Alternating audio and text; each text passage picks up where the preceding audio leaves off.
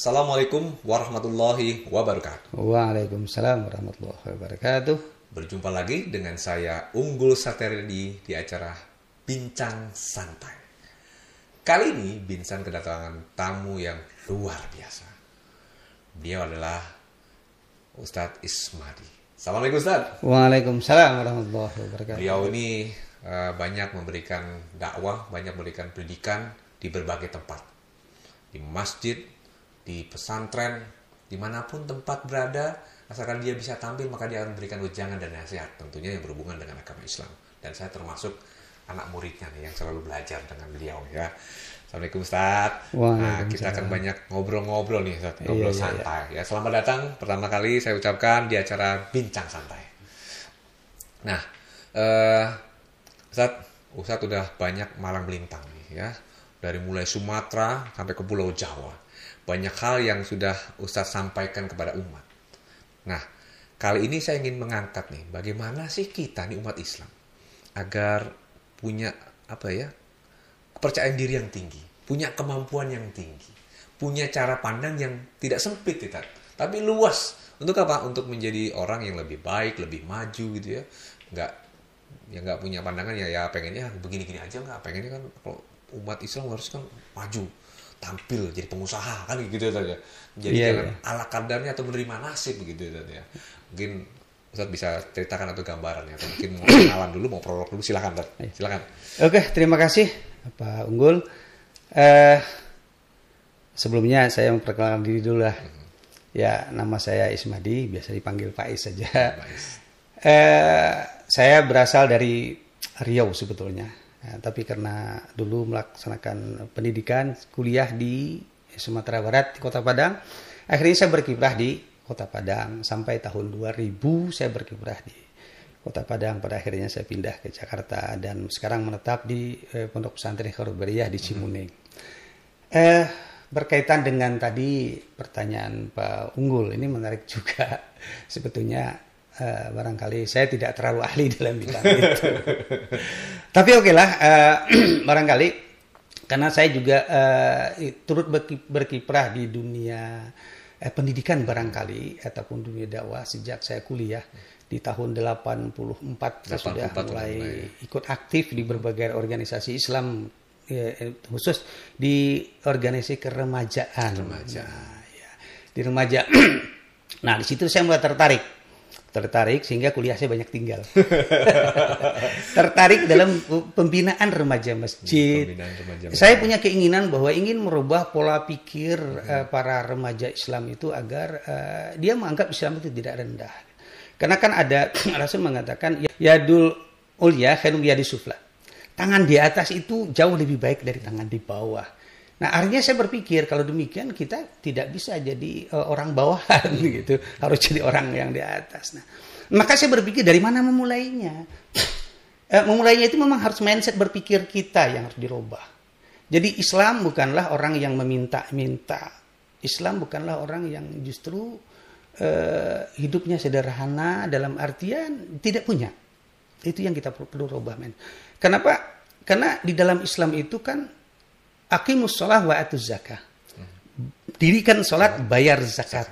Artinya ketundukan dan kepatuhan kepada Allah maksimal dan kita punya harga diri dalam bidang ini. Kenapa? Karena bayar zakat. Nah itu.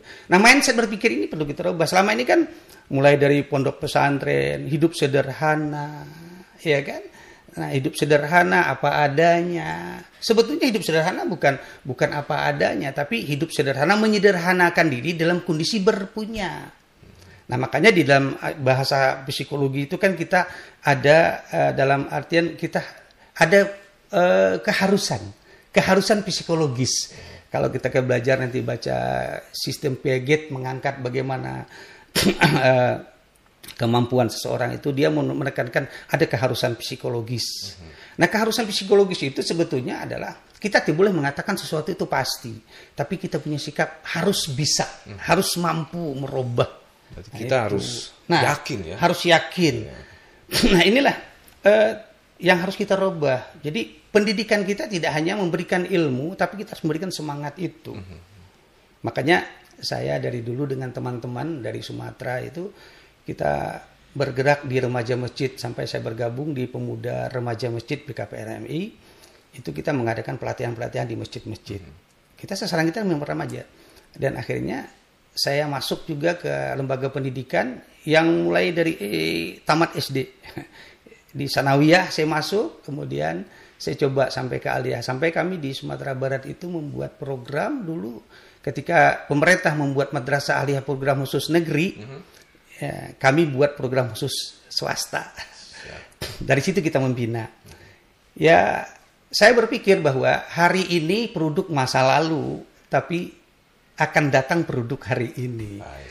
Maka kita berpikir bahwa ayo kita produk anak-anak hari ini untuk 10-20 tahun ke depan. Ya alhamdulillah sebagian besar ya cukup menyenangkan lah. Sejak tahun 92 saya berkiprah dalam dunia pendidikan. Ya hari ini ya banyak sedikitnya kalau saya lihat presentasinya apa yang kita lakukan ya alhamdulillah. Alhamdulillah ya. Anak didik Ustaz sukses gitu, alhamdulillah ya. Sebagian besar yang sukses. Kita coba bersama-sama dengan kawan-kawan itu cukup. Saat ini saya tertarik.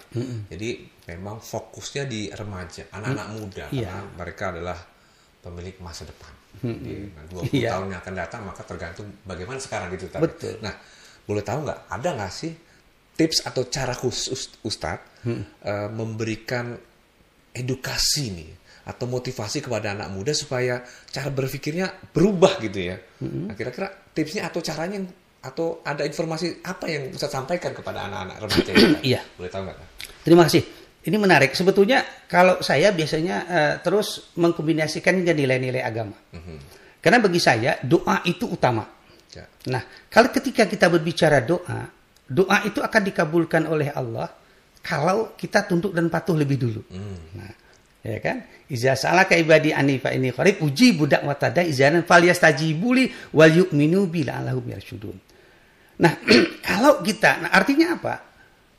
Karena kita punya keyakinan bahwa Allah ada di atas, maka ketergantungan yang pertama kita dan itu bisa berubah gitu. Karena kita yakin bahwa Allah segala-galanya.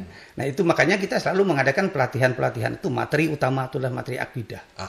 Nah, nanti baru kita masuk pada materi-materi lainnya. Apakah psikologi perkembangan atau kita materi-materi masalah ekonomi. Itu kan prosedurnya. Tapi ada sebuah keyakinan kita mau merubah diri dengan proses yang Allah tunjukkan. Ud'uni astajib lakum, minta kepadaku pasti akan aku beri. Kalau Tuhan punya pasti, kata pasti. Kalau kita kata harus. Itu bedanya. Kalau Tuhan mengatakan ud'uni astajib lakum, minta pasti aku beri. Yakin nggak kita? Nah, itu yang pertama dulu kita beri tip mereka. Jadi punya keyakinan bahwa dia bisa berubah. Yang kedua, kita kenalkan bahwa potensi diri manusia di dunia ini semua sama. Otak yang Allah berikan kepada semua manusia, suku apapun dia, bangsa apapun dia, semua sama. Sel otak semua sama. Jumlahnya sama, besarnya sama, beratnya sama. Tergantung bagaimana cara mengolah otak itu. Nah, di sini butuh pendidikan yang tepat. Nah, kan gitu. Di sini butuh pendidikan yang tepat. Makanya kita bagaimana mengenali kemampuan otak. Otak itu biasanya dia terkait dengan fisik. Ya kan, otak itu fisikis, memori. Nah, fisik secara biologi. Maka di tubuh yang sehat ada akal yang sehat. Bagaimana? Kita harus memfasilitasi dulu. Anak kecil 0 sampai 2 tahun dia punya kemampuan akal primitif. Dia hanya pemahamannya kebendaan, dia hanya melihat, tangkap. Tingkat kemampuan menangkapnya luar biasa. Ya kan, nanti kalau dia nangkap ada register memori, ada short term memory, ada long term memory di otak tersimpan. Ini perlu kita pahami. Kekuatan otak itu tergantung kepada fisik. Fisik itu kalau otak biasanya ibarat lampu ada aliran listriknya. Nah, sumbernya itu mana? Ada protein, ada karbohidrat. Karbohidrat untuk fisik, tapi protein untuk. Di sini orang perlu memahami kalau ingin menjadikan orang-orang berkualitas ke depan, butuh protein yang cukup. Makanya orang Islam kan nggak bisa susah. Kalau susah gimana memfasilitasi? Makanya di sini kita angkat. Nah, jadi orang Islam bukan makannya sederhana, makan cukup dengan ya apa adanya. Itu tidak secara logika nggak masuk. Kalau kita ingin menciptakan orang-orang yang berkualitas, kebutuhannya harus dipenuhi. Nah, kira-kira gitu Pak Guru. Gitu. Nah, ada nggak sih pada waktu ngajar nih anak-anak remaja hambatan nih, hambatannya kan nggak selamanya mulus nih. Betul. Ya? Pasti, Ada pasti, hambatan-hambatannya. Kira pasti. hambatan-hambatan apa saja yang sering muncul dan bagaimana Ustadz melewati hambatan-hambatan ini? Dan memang itu seperti saya katakan tadi, karena tidak semua orang paham dengan konsep yang seperti yang saya sampaikan tadi, harusnya itu konsep itu dipahami oleh semua orang. Sehingga ketika kita berhadapan dengan anak yang kita temunya sudah dewasa, kita ketemunya sudah seperti itu tanpa diawali, ya, maka agak berat kita. Di sini kendala kita. Jadi ketika kita memasukkan ide-ide tadi, prinsip-prinsip tadi, itu terjadi. Ada yang paling sulit itu adalah rata-rata kita orang Islam itu daya tangkapnya lemah. Nah, persoalan daya tangkap lemah ini terkait dengan tadi fisik tadi. Itu makanya saya awali, kebutuhan protein anak-anak kita tidak terpenuhi sejak awal. Karena orang tua tidak terlalu paham dengan itu. Usia 0 sampai 2 tahun apa yang harus diberikan? 2 sampai 7 tahun apa yang harus diberikan? 7 sampai 11 tahun, 11 sampai 15 tahun apa yang harus diberikan secara. Kebanyakan orang tua selalu lebih cenderung menyiapkan itu dalam bentuk materi.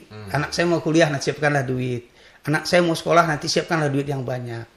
Nabi mengatakan innamal a'malu binniyat wa innamal likulli imri'in ma nawa. Kalau niatnya untuk dengan duit, ya nanti duitnya habis lah. Itulah yang terjadi hari ini. Ya kalau punya duit, kalau nggak punya duit nggak bisa melanjutkan anaknya kan. Nah, makanya kita rubah niat itu, kita fasilitasi anak dengan kemampuan. Jangan dipersayati, oke kalau ada duit nggak apa-apa sekaligus. Tapi kalau tidak punya duit, kurang-kurang duit, fasilitasi dengan kemampuan. Insya Allah dengan kemampuan itu. Contohnya gimana tuh? Nah, berkalinya. Ustaz juga saya kan punya anak juga, iya. ada 4 anaknya. Saya dengar juga nih anak-anaknya berhasil, kumlaude, dapat beasiswa, bahkan ikut akselerasi. Iya. Nah, ini kan bisa jadi contoh buat para Rangers Nusantara berarti. Iya. Apa yang Ustaz lakukan? Jadi Ustaz nggak cuma bicara, tapi ini loh praktiknya sudah Ustaz lakukan. Betul ya. Betul, ya. Boleh kasih tips atau sedikit informasi? Barangkali ini tidak punya niat untuk menyombongkan diri dan segala macam lah gitu ya. Tetapi paling tidak ini sebuah tips saja barangkali. Seperti yang saya katakan tadi, ketika saya dulu ingin berumah tangga, saya mencoba pertama tentu mencari yang sesuai, itu pasti. Kemudian yang kedua, karena memang saya tahun 82 itu saya sudah membaca bagaimana Jepang itu bisa berhasil. Saya baca itu. Saya tertarik. Jepang itu tahun 82 itu saya baca. Dia menyiapkan anaknya itu 1 orang, 2 orang anak, tapi anaknya semuanya berhasil. Dan dia berpikir investor, bukan berpikirnya karyawan. Jepang tuh tahun 82 sudah berpikir investor. Jadi anaknya diciptakan untuk jadi investor kan. Nah dengan itu dia memberi makan anaknya itu minimal 6 on ikan per hari. Susu 1 liter per hari. Saya berpikir kalau saya punya anak saya coba. Saya mencoba itu walaupun tidak sepenuhnya seperti Jepang. Saya mencoba semua anak saya dari kecil, saya fasilitasi dengan, saya tidak pernah memfasilitasi dengan uang. Tadi saya katakan, uang saya cukup, namanya juga guru agama kan, biasanya pas-pasan hidupnya. Tapi kita mencoba memfasilitasi kebutuhan anak, tidak dengan uang. Ya Alhamdulillah, dari TK juga sudah mulai kelihatan. Ya seperti Pak Udo katakan, Alhamdulillah anak saya 4-4-nya cukup membuat saya bahagialah begitu. Kalaupun saya katakan tidak berhasil yang pertama itu sampai S2 saya juga tidak pernah. Artinya ya kalaupun hanya keluar uang sederhanalah gitu, tapi beasiswa terus lah mulai dari SD tidak SMA dan sampai ke S2-nya. Yang nomor 2 juga, yang sekarang nomor 3 juga begitu. Super biasa. Dan yang nomor 4 juga akselerasi alhamdulillah. Alhamdulillah Ustaz ya. Jadi Ustaz sebagai praktisi pendidikan juga ternyata mempraktekkan di keluarganya. Sebenarnya pingin sekali ngomong panjang lebar, cuman memang waktu juga yang membatasi kita nih, ya, Masya Allah. Tapi alhamdulillah Ustaz sudah hadir di sini tadi memberikan inspirasi, banyak cerita tentang bagaimana Islam ini harus memang naik kelas atau naik derajat gitu ya. Dirubahnya dari mana ya? Dari kita sendiri. Dan mulai dari anak-anak muda dari konsep Ustaznya. Baik Ustaz, terima kasih. Mungkin ada sepatah 2 kata pesan-pesan buat Iya, barangkali begini saja. Istilah kita saya katakan tadi bahwa kita memang harus berpikir jauh ke depan.